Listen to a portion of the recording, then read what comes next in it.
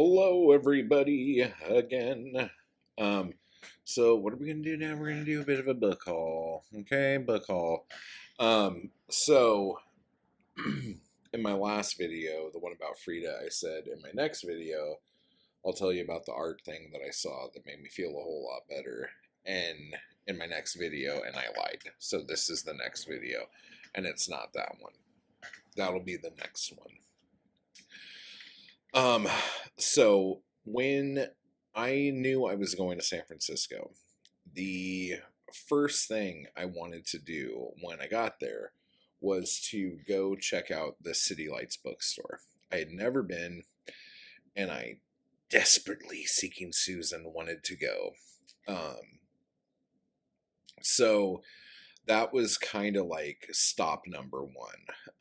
Apparently it's in North Beach area of San Francisco. But when I look on a map, it looks like probably the south end of North Beach. It's right above Chinatown, and a whole lot of fun. Where did I put that? Oh, okay. So I checked out the store, and I'll put some video and pictures and stuff up. But before I went in, so the Uber pulled up and I was looking at it and I was like, yes, this is the thing. This is amazing. But there's this little bar, and little is, I shouldn't call it little. It's a good size bar, called Vesuvio. And in Vesuvio, this place was so fucking cool. I loved this bar. And it's the kind of bar that I think if I lived by there, I would probably go there every morning for a Bloody Mary. And just kind of soak up the atmosphere. It's a great location. It's so much fun. And the Bloody Mary was pretty good. It was better than I thought it was going to be. I'll probably put a picture of that Bloody Mary up too, just for you to look at and get thirsty. But then I went into the City Lights bookstore and checked it out. And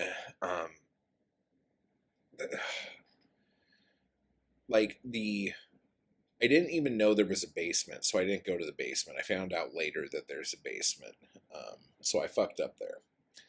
But I checked out the normal bookshop room or whatever, and that was fine.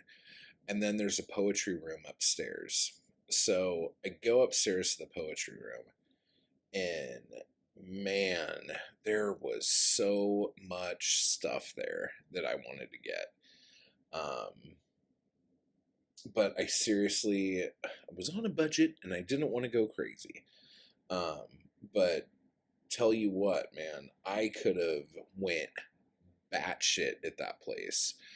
And there was so much cool shit. So let me show you a little bit of what I got. Okay, we'll do that one in a minute. The first thing I picked up was the Pocket Poets series, #1. Pictures of the Gone World by Lawrence Ferlinghetti. This is a cool book. The size is okay. It fits in my hand. I would prefer it a little more narrow, I'm not gonna lie. And Ferlinghetti is someone who I've read bits of and never felt like knocked out by anything he's written that I've read. But his imprint, let's say footprint, his footprint on poetry, and especially West Coast poets, is amazing. And so many things he touched turned to gold. I guess is the best way to say it. I honestly don't think Bukowski's um, legend would have taken off as well as it did if it weren't for um, City Lights putting out the Ejaculations book and the Notes of a Dirty Old Man and all that other stuff. And then plus the Poets Theater thing that Bukowski went and read at. Just kind of solidified how amazing Bukowski was to the poetry world. But a lot of the stuff he did with the beats and everything like that. I mean, this place was the bookstore. Like a lot of bookstores feel welcoming. This one, it like really exuded that. Like there were like signs everywhere that's like, hey, just fucking sit down and read a book right now. Like sit here. Here's the chair. Sit here and read a fucking book. It was just so nice, and everyone was so fucking polite.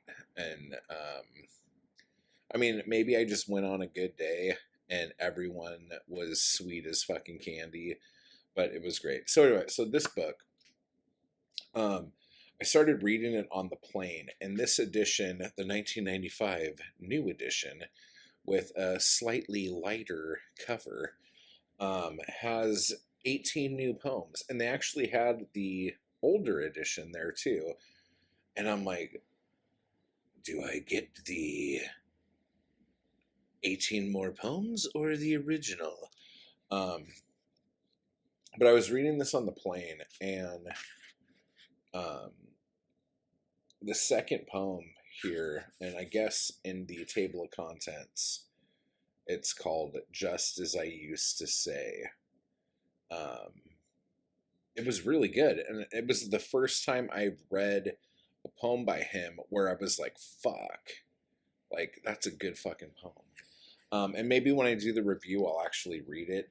But I will say this. You know what? No, I'll hold that off for the review. So I got this. So far, that's something else. We're just hauling books here, guys. We're not doing anything else. The next thing I got was another Pocket Poet series. This one was number 4. Do you know what number 4 was in the Pocket series? Do you? It is Howl. Now this, I have this poem and other things, but I've never actually got the book that has the Howl in it. So this was interesting to get. I haven't, that me looking through it right there was the first time I've looked through it. So yeah. Oh man, I'm so, dude, I'm seriously so pissed I didn't. So basically, I'm gonna be going to citylights.com and buying a bunch more shit. So I got that. This thing right here, though, this is the thing that I got super excited about that I got, and it's so beautiful. It's this little hardback 60th anniversary edition of the City Lights Pocket Poet Anthology, edited by Lawrence Ferlinghetti. And there is so many awesome poets in here that I'm so, like, especially ones that, like, I've only read a couple poems from, and I've always wanted to read more, but haven't been able to grab a book. So, like, Kenneth Rexroth, Kenneth Patchen, Ferlinghetti's in here too. Ginsberg's in here. Gregory Corso's in here. Let's see who else we got in here. Oh, there's some German poets in there. more Ginsberg. There's a bunch. I'm just skipping over. Frank O'Hara, Bob Kaufman, and Diane DePrima, Pablo Picasso. Let's see. Is there Harold Norse? I've really been wanting to get a bunch of his stuff. Pasolini.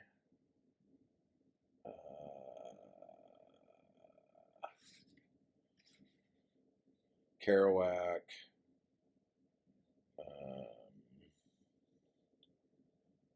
Jack Hirschman. And David Meltzer. So there, and I mean, there's like 60 different sections of poets in here. So anyway, so this is just, goddamn. Like, the only thing that would make this book better is if it had a little ribbon bookmark. I mean, I would have just been like, oh my gosh, this is like the perfect looking book. So anyway, I'm so fucking stoked on this. And honestly, I love the color, the like kind of gray silver on the black. It just looks so... It's just such a fucking nice looking book, man. Ugh.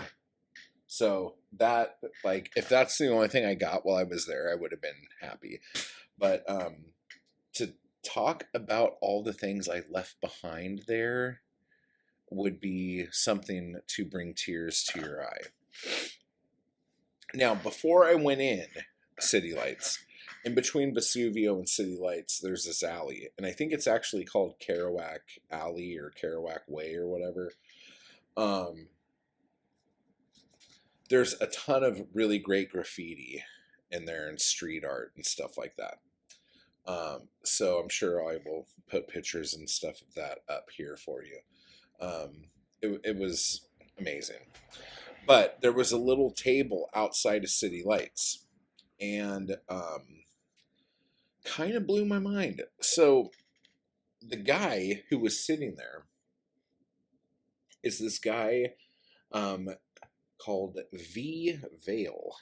And if that name sounds familiar to you, it's probably because you are a fan of good music and you've read some really interesting interviews. So basically, V. Vale was the guy who put out one of the biggest and probably most sought after on the market now zines of like the late 70s, early 80s music boom in the punk scene, which is called Search and Destroy. And now he runs press, we'll say, called Research, because it's Search and Destroy again, if you know what I'm saying.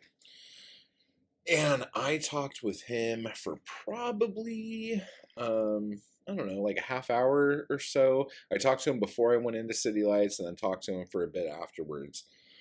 And this fucking dude is such a fucking nice fucking guy. I was just like, fuck. Like, if I didn't have other shit to do today, I would just fucking pull up a chair and sit here and fucking chat with this fucker. But he had a bunch of original copies of Search and Destroy there, and I wanted to buy them all. I kept going through them, and he knew I wanted all of them, and he offered me a really good deal if I wanted to get all of them, and it took everything in me to not do it. And because I was going through it before I even went into City Lights, I was like, holy shit, holy shit, holy shit. And he had a bunch of zines that were interviews with like him and him interviewing William Burroughs and stuff like that. And I was just fucking losing my shit. And I was having a really hard time not just like giving him every cent that I had on me and on credit. Um, but we talked about like zine making and what it was like for him. And I would love to fucking interview him on here actually and have him just talk about like the difference in making zines then to now. And he was just a fucking ray of sunshine. And he actually, I'm like, yeah, I think I'm going to go back into Vesuvio and have another Bloody Mary. And he's like, man, you should have some breakfast and maybe some water or some coffee. He was all getting worried because I was probably all tipsy and shit. Like, ugh.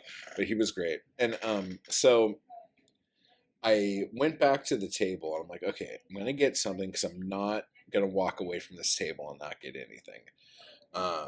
And I signed up for his mailing list and whatever. So I picked up this really interesting zine that I'm really... I can't wait to start reading this. But it's Terminal Punk Philosophy. And it's this amazing bit of just what the philosophy of punk is and all this other stuff. And another thing too, it shows you how to like make a mini book. That's so fucking cool. I can't wait to fucking go through this and do a whole video on it. But he also had a bunch of stuff with J.G. Ballard for the sci-fi fans in here. There at the table and stuff. I was just freaking out. Like, it was just so cool. And he was so fucking nice. And everyone was nice. And I'm sitting here talking about, like, and I even asked, he's like, what did he say? He's like, when I told him I was from LA and stuff, and we were talking, and he's like, oh yeah, you should come up here. And I'm like, yeah, well, like, how much is rent? And he was like telling me like what the average rent in that area was and all this stuff. And I was just like, like San Francisco so far in my travels is probably my favorite city I've been to besides LA.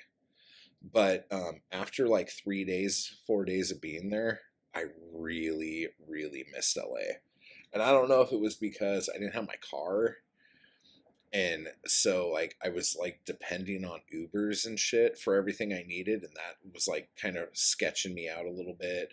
Or if it was because I was in a hotel and not my own place. Or if it was... the other thing about San Francisco that's really weird is if you look at me, like, where am I? I'm a pretty wide dude. You know, like, shoulder wide. And a lot of San Francisco is built tall, and you have no idea how hard it was for me to walk through fucking doorways in San Francisco. If you've seen Bride of the Monster or the movie Ed Wood, the Tim Burton movie with Johnny Depp in it, and they're in Ed Wood, they're showing the making of Bride of the Monster, and Tor Johnson, who's playing Lobo, tries to go through the door and fucking hits the door jamb, and the whole set like shakes back and forth. And they're like, hey Ed, do you want to reshoot that? What did they say? The big fella had a bit of trouble getting through the door. And he's like, no, keep it. That's a problem that Lobo would have every day. And so in San Francisco, I was Lobo. I couldn't get through any fucking door to save my fucking life without hurting myself. And the house up in like the Pacific Heights area that my buddy was staying at, it was like this old Victorian.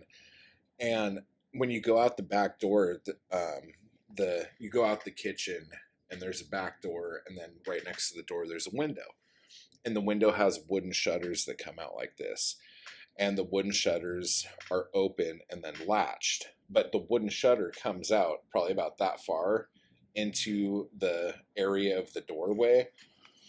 And just getting out of the doorway normally would be difficult.